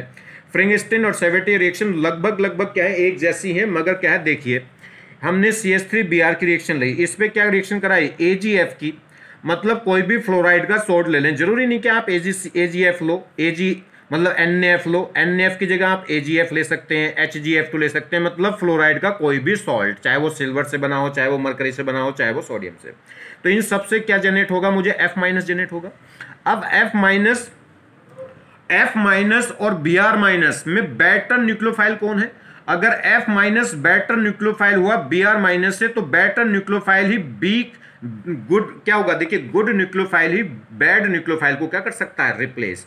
अगर Br- बेटर न्यूक्लियोफाइल हुआ F- तो F- के बस की बात नहीं, इसे यहां से हटाना कुर्सी पे से, कि हट तू, अगर कोई स्ट्रॉन्ग पावर का है तभी तो इसे Br को इसकी कुर्सी पे से खड़ा कर सकता है कि हटिए छोड़ी कुर्सी। आगे बात समझ में नहीं, तो ये क्या होना चाहिए, F माइनस बेटर होना चाहिए। F माइनस स्ट्रॉन्ग न्यूक्लियोफाइल कब होगा, जब या तो नॉन पोलर सोलवेंट हो, या तो F माइनस क्या हो, जब पोलर सोलवेंट हो और वो भी कैसा, स्ट्रॉन्ग। तो स्ट्रॉन्ग पोलर या कह सकते हैं polar protic, polar aprotic solvent के केस में, पोलर एप्रोटिक सोलवेंट के केस में, और वो भी कौन से वाले, जिनका डाइलेक्ट्रिक कांस्टेंट, देखिए polar solvent, polar aprotic solvent में दो बताए मैंने, एक तो एसीटोन और एक ईथर, जो क्या होते हैं बीक, जो बीक पोलर एप्रोटिक सोलवेंट होते हैं, और वो तो बिल्कुल वैसे ही काम करते हैं जैसे कि नॉन पोलर वाले, ठीक है। तो उन्हें तो पोलर, एक तरीके से पोलर कहना नहीं चाहिए, नॉन पोलर कहना चाहिए, वो तो नॉन पोलर की कैटेगरी में आ गए। और पोलर एप्रोटिक सोलवेंट की कैटेगरी में कौन बात है, डीएसएम, ये क्या होंगे, ये थोड़े ठीक ठाक पोलर होते हैं, कौन थे, डीएमएसओ या डीएमएफ, ठीक है। अभी शॉर्ट फॉर्म में हर बार बोलूंगा, मैं पीछे बता चुका हूं सब डिटेल में कौन कौन क्या है ये। तो इस केस में क्या होगा, इस केस में ये पोलर सोलवेंट, और ये भी क्या है, ये पोलर सोलवेंट है, और ये क्या होगा, मोर आयनिक है, और मोर आयनिक मोर पोलर के साथ फटाक से डिजोल्व होंगे। तो इस केस में F माइनस बेटर न्यूक्लियोफाइल हो जाता था, किससे, I माइनस से। अगर नॉन पोलर सोलवेंट लूंगा या बीक पोलर सोलवेंट लूंगा, तो उस केस में जो बीक आयनिक था वो क्या करता था, बेटर न्यूक्लियोफाइल रिलीज करता था, तो उस केस में I माइनस क्या था, बेटर न्यूक्लियोफाइल था। और अगर जो पोलर एप्रोटिक, आप सोचिए बहुत सिंपल सी बात, F माइनस एक ही केस में बेटर न्यूक्लियोफाइल होता है I माइनस से, कब, जब polar solvent, polar aprotic solvent हो, पोलर एप्रोटिक सोलवेंट, वो भी कौन से वाले, कीटोन और एसीटोन को छोड़कर। अगर नॉन पोलर है, अगर नॉन पोलर सोलवेंट हो, या बीक पोलर एप्रोटिक सोलवेंट हो, या फिर पोलर प्रोटिक सोलवेंट हो, उन केस में I माइनस बेटर न्यूक्लियोफाइल होता है, किससे, F माइनस से। F माइनस बेटर न्यूक्लियोफाइल सिर्फ और सिर्फ एक ही सोलवेंट में होता है, कौन सा, स्ट्रॉन्ग पोलर एप्रोटिक सोलवेंट में। और स्ट्रॉन्ग पोलर एप्रोटिक सोलवेंट कौन होते हैं, डीएमएसओ या ये। तो अगर ये सोलवेंट हमने लिया तो ही ये रिएक्शन हो सकती है। तो इस रिएक्शन में मेन बात ये है, अगर ये सोलवेंट डालोगे, कौन सा, स्ट्रॉन्ग पोलर एप्रोटिक सोलवेंट, तो उस केस में F माइनस क्या होगा, बेटर न्यूक्लियोफाइल होगा Br माइनस से या I माइनस से या Cl माइनस से। तो उस केस में ये F माइनस Br माइनस को तुरंत उठा के भगा देगा, क्या, हट बे कुर्सी पे से, ठीक है, और खुद आके बैठ जाएगा। तो ये क्या हो जाएगी, ये कहलाती है सेवेटियर सेंडर रिएक्शन। यहां कोई भी सोलवेंट आप यूज कर सकते हैं जो F माइनस हमें रिलीज करता हो, मगर ध्यान रहे सोलवेंट क्या होना चाहिए, ये किस सोलवेंट में होगी, ये स्ट्रॉन्ग पोलर एप्रोटिक सोलवेंट में, ठीक है। चलिए अगर फ्रैंकलिन रिएक्शन ले लें, तो फ्रैंकलिन रिएक्शन में क्या होगा, इसमें क्या होता है, ब्रोमाइड को हटा के आयोडाइड लगाते हैं, उसमें ब्रोमाइड को हटा के फ्लोराइड लगाते थे। सेवेटियर में क्या है, ब्रोमाइड को हटा के फ्लोराइड लगाएंगे, और इससे फ्रैंकलिन रिएक्शन में क्या है, ब्रोमाइड को हटा के आयोडाइड लगाते हैं। अब आयोडाइड कब लगेगा, ब्रोमाइड को हटा के आयोडाइड कब लगेगा, जब I माइनस बेटर न्यूक्लियोफाइल हो। I माइनस बेटर न्यूक्लियोफाइल कहां हो सकता है, नॉन पोलर सोलवेंट में, या बीक पोलर एप्रोटिक सोलवेंट में, या पोलर प्रोटिक सोलवेंट में। इन तीनों में क्या होगा, ये I माइनस स्ट्रॉन्ग होता है, किससे, Br माइनस से। तो किसको ले लेंगे, तो किसको ले लेंगे, एसीटोन। एसीटोन क्या हो गया, बीक पोलर एप्रोटिक सोलवेंट, क्या गया, क्या ले सकते हैं यहाँ पे, नॉन पोलर ले सकते हैं। तो नॉन पोलर हो, या बीक पोलर एप्रोटिक हो जाए, या फिर क्या हो जाए, पोलर प्रोटिक सोलवेंट हो जाए, तीनों में से कोई सा भी ले सकते हैं। फिलहाल हमने क्या ले लिया, एसीटोन। तो एसीटोन अगर हमने लिया, ये कैसा है, बीक पोलर एप्रोटिक सोलवेंट है, तो इस केस में I माइनस बेटर न्यूक्लियोफाइल होगा Br माइनस से, और बेटर वाला बीक वाले को क्या कर सकता है, कुर्सी पे से उठा के भगा सकता है, खुद जाके बैठ जाएगा। आगे बात समझ में। और एक और कहानी सुनिए, यहाँ पे अगर मैं देखें NaI और NaBr, इसमें अगर मैं देखूं तो ये कह रहा है अट्रैक्शन बिटवीन Na प्लस और Br minus is dissolving force so exothermic. ये जो फोर्स है, फोर्स और अट्रैक्शन है, ये ज्यादा होगी एज कंपेयर टू NaI। क्यों, NaI का साइज, I का साइज बड़ा है, Br का साइज छोटा है। जितना साइज छोटा होगा उतनी चार्ज डेंसिटी ज्यादा होगी, चार्ज डेंसिटी ज्यादा होगी तो अट्रैक्शन ज्यादा होगा, जितना ज्यादा अट्रैक्शन होगा तो उतना मॉलिक्यूल क्या हो जाएगा, स्टेबल, और जितना स्टेबल होगा तो रिएक्शन क्या हो गई होगी, रिलीज। तो ये कह रहा है कि क्या होगा कि जो फ्रैंकलिन स्टिंग रिएक्शन है, ये एक एक्सोथर्मिक रिएक्शन है, इसमें ओवरऑल एनर्जी रिलीज होगी, उसमें भी रिलीज होगी, क्योंकि उस केस में क्या है, अगर भाई सोलवेंट पर डिपेंड करेगा कि ये ज्यादा स्टेबल है कि ये ज्यादा स्टेबल है। इस सोलवेंट में ये ज्यादा स्टेबल, अगर सोलवेंट बदल दूं तो इस सॉल्वेंट में ये NaBr ज़्यादा स्टेबल था, तो डिफरेंट हो सकता है। तो ध्यान रखें रिएक्शन कैसी होती है, रिएक्शन में ओवरऑल एनर्जी क्या हो जाती है, रिलीज एक्सोथर्मिक होती है। ये बड़ी इंपॉर्टेंट बात है कि अगर हमें ब्रोमीन को हटा के F लगाना तो वो रिएक्शन कहलाती है सेवेटियर रिएक्शन, और इसमें ये किस में होनी चाहिए, स्ट्रॉन्ग पोलर एप्रोटिक सॉल्वेंट में। और अगर आपको फ्रैंकलिन रिएक्शन करानी तो उस केस में क्या होता है, जब Br को हटा के I लाते हैं तो उसे फ्रैंकलिन रिएक्शन बोलेंगे, और वो किस में होती है, वो सॉल्वेंट इंपॉर्टेंट बात है। कोई भी ऐसा सब्सटेंस ले लो जहां से I माइनस आती हो, और यह कह सकते हैं। तो इसमें क्या होगा, कैसा हमें सॉल्वेंट लेना पड़ेगा, या तो नॉन पोलर सॉल्वेंट या पोलर एप्रोटिक सॉल्वेंट लेंगे तो वीक होना चाहिए, मतलब एसीटोन या ईथर, और या फिर क्या यूज कर सकते हैं, या फिर यूज कर सकते हैं पोलर प्रोटिक सॉल्वेंट जिनमें एसिडिक H हो। मगर बेस्ट कौन रहेगा, बीक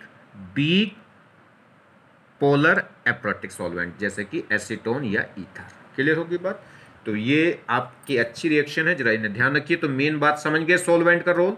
तो मेरा आपसे रिक्वेस्ट यही है कि मैंने आपको जो वहां पे रिएजेंट्स के नाम से न्यूक्लियोफिलिसिटी, इलेक्ट्रोफिलिसिटी, इलेक्ट्रोफाइल, न्यूक्लियोफाइल, वो लेक्चर पढ़ाया है, रिएजेंट्स के नाम से पढ़ाया है, रिएजेंट 1, रिएजेंट 2, ठीक है, वो उसको जरूर आप देख लें, ठीक है, क्योंकि वो बहुत जरूरी है अब रिएक्शनों में। अब बार बार मैं यही कहूंगा कि देखिए सॉल्वेंट ये हो गया तो इसमें ये भी स्ट्रॉन्ग न्यूक्लियोफाइल हो जाएगा, सॉल्वेंट ये हो गया तो इसमें ये हो जाएगा। अब ये आपको अगर नहीं सच्चे समझ में आएगा तो फिर कुछ नहीं, सब मिक्सर हो जाएगा। आगे बात समझ में नहीं, चलिए, थैंक्स।